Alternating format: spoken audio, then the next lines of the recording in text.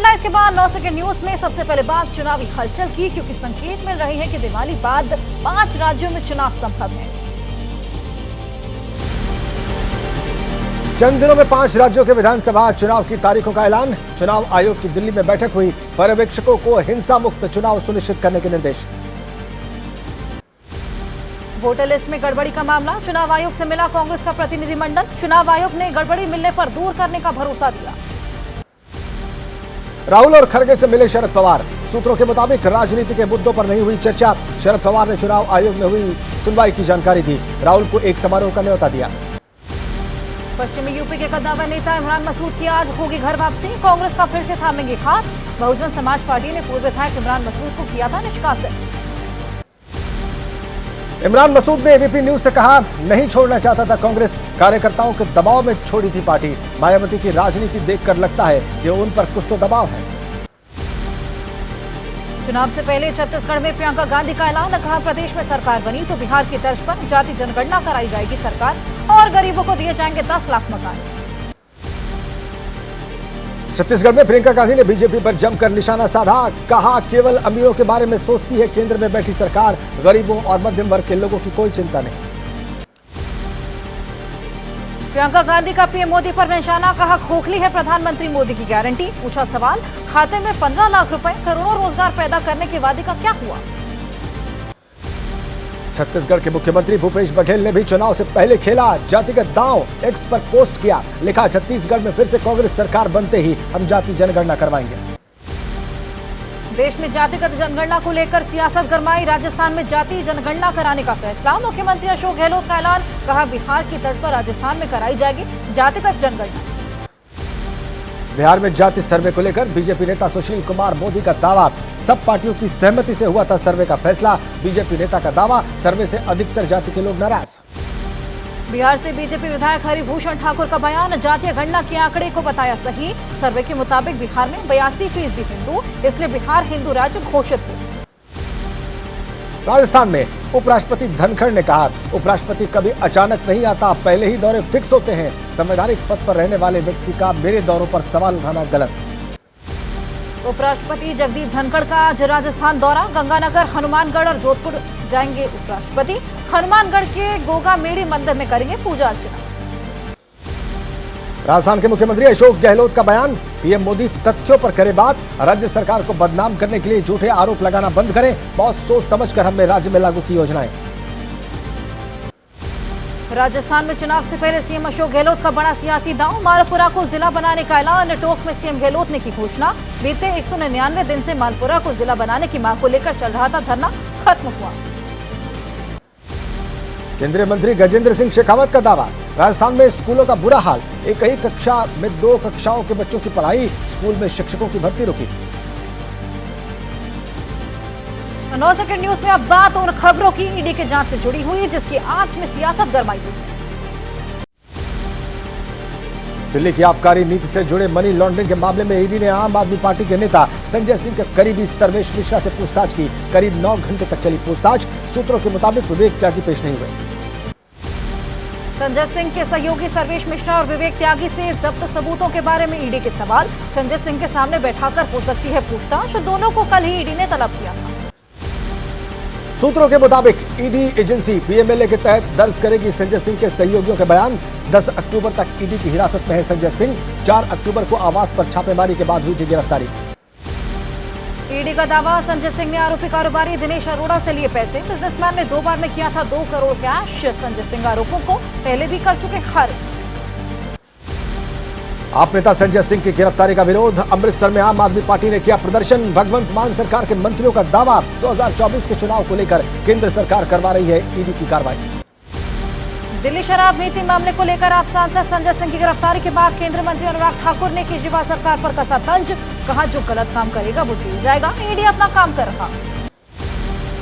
BJP सांसद ब्रजभूषण शरण सिंह का आरोप, हर घोटाले में शामिल है दिल्ली के मुख्यमंत्री अरविंद केजरीवाल। जेल जाने वाले घोटालेबाजों के तार अरविंद केजरीवाल से जुड़े। 9 सेकंड न्यूज में बात राजनीति से जुड़ी कुछ और खबरों। एनसीपी के नाम और चुनाव चिन्ह का मामला। चुनाव आयोग के सामने अजित पवार का दावा, 42 विधायकों और 2 सांसदों का समर्थन हासिल। चुनाव आयोग में हुई सुनवाई के दौरान मौजूद थे एनसीपी संस्थापक शरद पवार। उनके वकील अभिषेक मनु सिंघवी ने कहा, अजीत पवार के दावे काल्पनिक। शरद पवार गुट ने हाल में ही दी थी निर्वाचन आयोग को जानकारी। कहा, पार्टी में कोई विवाद नहीं, कुछ लोग व्यक्तिगत महत्वाकांक्षाओं के लिए संगठन से अलग हुए। अजीत पवार के गुट के नेता प्रफुल्ल पटेल का दावा, हर किसी को फैसला होगा मंजूर। हमें पूरा विश्वास, अजीत पवार को मिलेगा पार्टी का नाम और सिंबल। शिवसेना उद्धव गुट की नेता प्रियंका चतुर्वेदी का बयान। शिवसेना को लेकर हुए फैसले पर सुप्रीम कोर्ट ने भी कहा, इस निर्णय पर दोबारा करना पड़ेगा विचार। उम्मीद है इसी निभाएगा अपनी जिम्मेदारी। बीजेपी के सोशल मीडिया अकाउंट से राहुल से जुड़ा पोस्ट। जयपुर में कांग्रेस नेता जसवंत सिंह गुर्जर पहुंचे कोर्ट। मामले में 9 तारीख को होगी सुनवाई। मुंबई में कांग्रेस कार्यकर्ताओं का प्रदर्शन। कांग्रेस नेता विजय वडेट्टीवार ने कहा, राहुल की लोकप्रियता बीजेपी को बर्दाश्त नहीं, इसलिए बदनाम करने की कोशिश। राहुल के खिलाफ बीजेपी के पोस्ट का विरोध। दिल्ली में कांग्रेस कार्यकर्ताओं ने किया प्रदर्शन। पीएम का पुतला भी फूंका। पीएफआई को लेकर बीजेपी का सियासी दांव उल्टा पड़ा। बैकफुट पर आए बीजेपी नेता। कांग्रेस के विजन डॉक्यूमेंट जारी करने के दौरान बुलाई संस्थाओं में पीएफआई का नाम। पीएफआई शब्द दिखते ही नेता प्रतिपक्ष राजेंद्र राठौड़ ने बोला हमला। इस पर लिखा, गहलोत सरकार ने प्रतिबंधित संगठन से सुझाव मांगकर नफरत फैलाने वाले लोगों की पैरोकारी। कांग्रेसी नेताओं ने पलटवार किया। जेआरडी टाटा का बनाया एनजीओ है population foundation of India. BJP उसे बता रही पॉपुलर फ्रंट ऑफ इंडिया नामक प्रतिबंधित संगठन। अपने प्रदेश अध्यक्ष को नहीं पहचानते राजस्थान बीजेपी के नेता। बीजेपी का बूथ संपर्क अभियान। बैनर में बीजेपी प्रदेश अध्यक्ष की जगह कांग्रेस नेता की फोटो। सतलुज यमुना लिंक मामले पर हरियाणा के मुख्यमंत्री खट्टर का बयान। सुप्रीम कोर्ट के डायरेक्शन के बाद पंजाब के नेताओं के पास कुछ नहीं बचा। 2014 से एसवाईएल की लड़ाई हम लड़ रहे हैं। एसवाईएल मुद्दे पर सियासत तेज। अकाली दल के नेता विक्रम मजीठिया का आरोप, पंजाब सरकार ने अपना पक्ष ठीक से नहीं रखा। पश्चिम बंगाल में राजभवन के बाहर टीएमसी का अनिश्चितकालीन धरना। आज दार्जिलिंग में राज्यपाल से मिलेगा टीएमसी का डेलीगेशन। मनरेगा फंड रोकने का विरोध कर रही है टीएमसी। दिल्ली में विधानसभा चुनावों को लेकर कांग्रेस की अहम बैठक। केंद्रीय चुनाव समिति की बैठक में 5 राज्यों के चुनाव पर मंथन। एमपी के लिए 100 प्रत्याशियों की सूची जारी हो सकती है। एमपी में ताबड़तोड़ शिलान्यास और लोकार्पण कर रहे हैं सीएम शिवराज। शुक्रवार को 14,000 से ज्यादा कामों का भूमि पूजन और लोकार्पण किया। कांग्रेस ने कहा, अब शिवराज की विदाई तय। एमपी में शिवराज सिंह ने सभा में पूछे सवाल। डिंडोरी में पूछा, अच्छी सरकार चला रहा हूं कि नहीं, मुझे फिर मुख्यमंत्री बनाना चाहिए नहीं।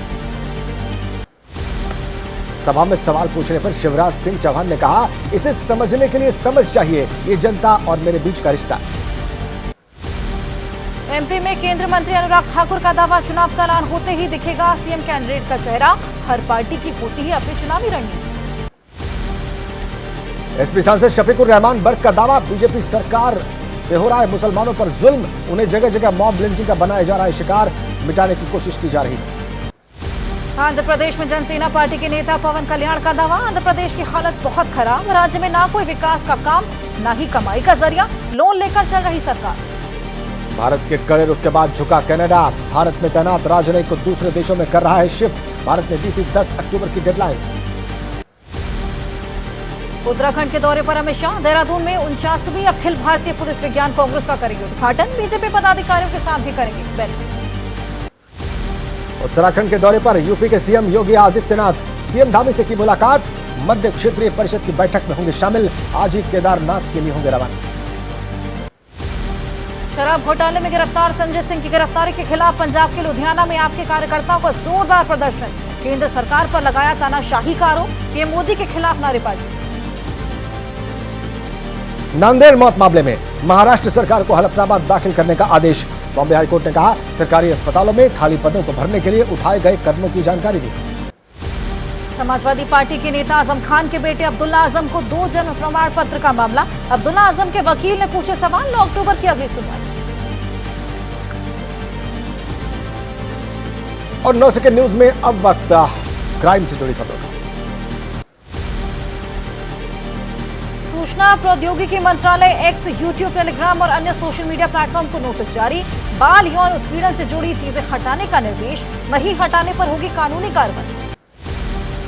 इंदौर में नकली नोट छापने वाले गिरोह का भंडाफोड़, 1,60,000 कैश के साथ 5 गिरफ्तार। सरकारी रिकॉर्ड में मर चुका है व्यक्ति, निकला मास्टरमाइंड।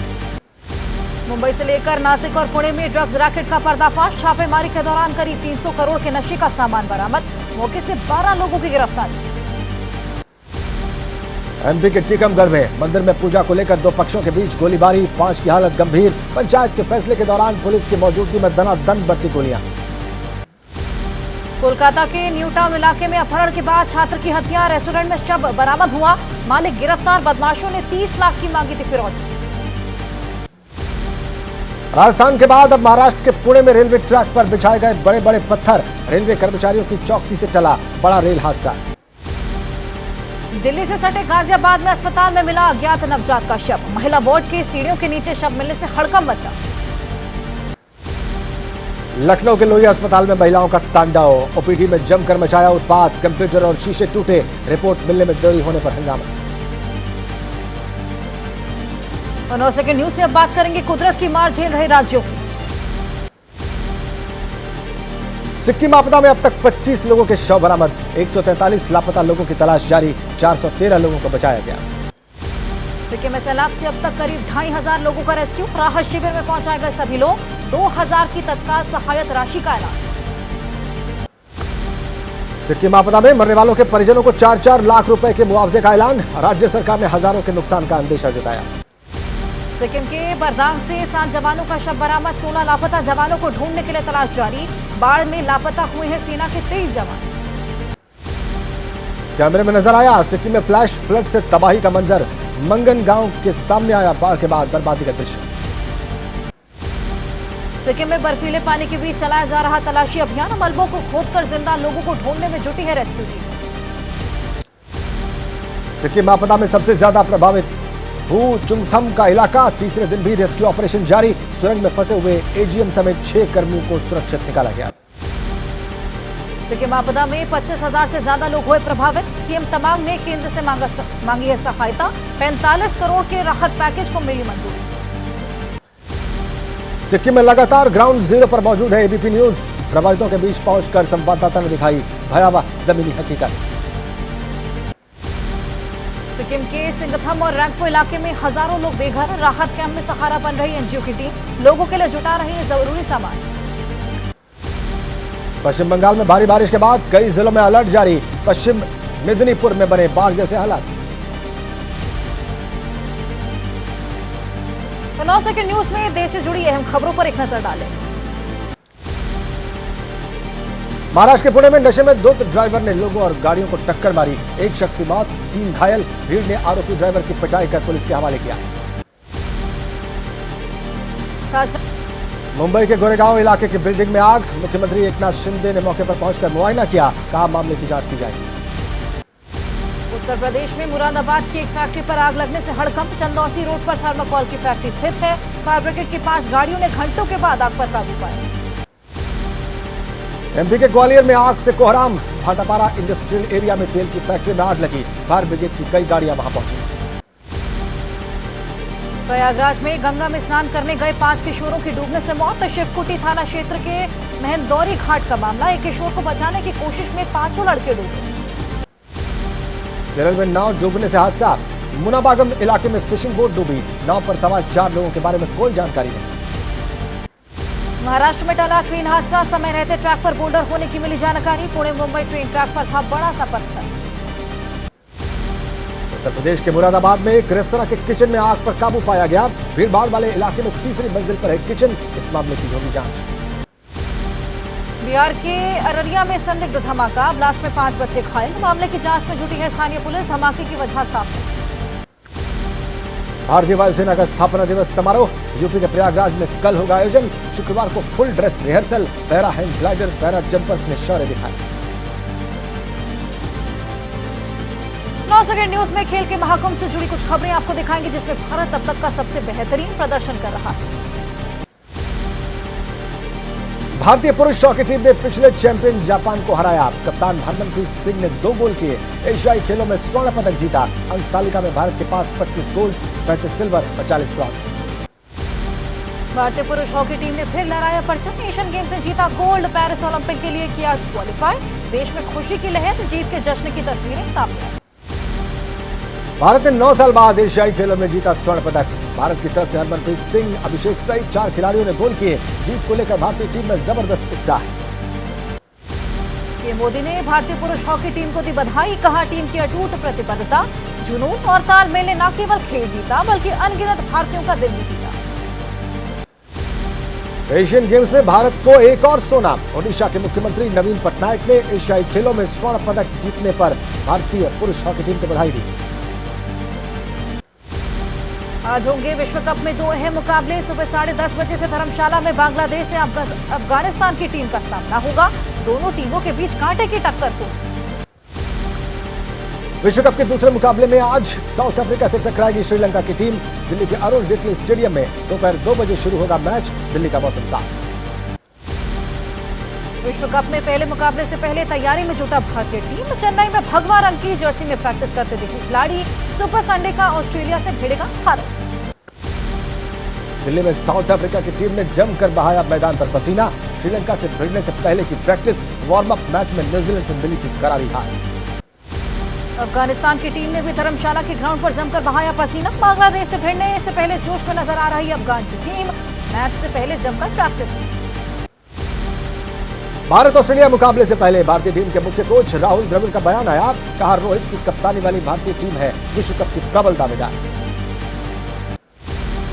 अलग अलग ग्राउंड पर भारतीय टीम के मुकाबले को लेकर बोले राहुल द्रविड़। कहा, हमें अलग अलग स्थानों और पिचों के आकलन के हिसाब से खेलना होगा, परिस्थितियों के अनुसार ढलने का मंत्र दिया।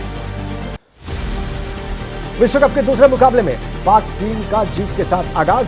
पाकिस्तान ने नीदरलैंड को 81 रनों से हराया। नीदरलैंड ने दी कांटे की टक्कर। 287 रनों के लक्ष्य का पीछा करते हुए 205 रन पर सिद्धि नीदरलैंड। 9 सेकंड न्यूज में विदेश से कुछ जुड़ी खबरें आपको दिखाई। सिंगापुर में कोविड की एक और लहर। सिंगापुर के स्वास्थ्य मंत्री की चेतावनी, आने वाले दिनों में और लोगों के बीमार पड़ने की आशंका। 3 सप्ताह पहले रोजाना आ रहे थे 1000 नए मामले। यूक्रेन और चलिए इसी बीच आपको एक बड़ी खबर बताएं। एशियन गेम्स में भारत के मेडल का शतक लग चुका है। ऐसे में 25 गोल्ड, 35 सिल्वर, 40 ब्रॉन्ज पर भारत ने कब्जा जमा लिया है। महिला कबड्डी में भारत ने ये गोल्ड जीता है, जिसके चलते अब 100 मेडल भारत ने जीत लिए हैं। ऐसा पहली बार हुआ जब भारत को 100 मेडल मिले हैं। पहली बार भारत ने शतक लगाया। पीएम मोदी ने खिलाड़ियों को बधाई दी है और एक्स पर उन्होंने पोस्ट किया। उन्होंने लिखा कि एशियाई खेलों में भारत के लिए ये एक महत्वपूर्ण उपलब्धि।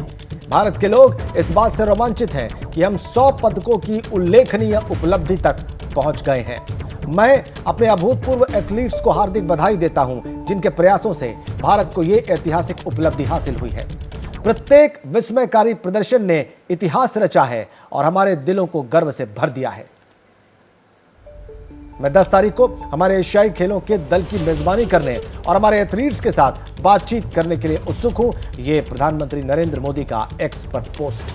बिल्कुल, तो यहाँ पर भारत ने 100 मेडल जीत लिए, जिसके बाद खिलाड़ियों को यहाँ पर पीएम मोदी ने बधाई दी है।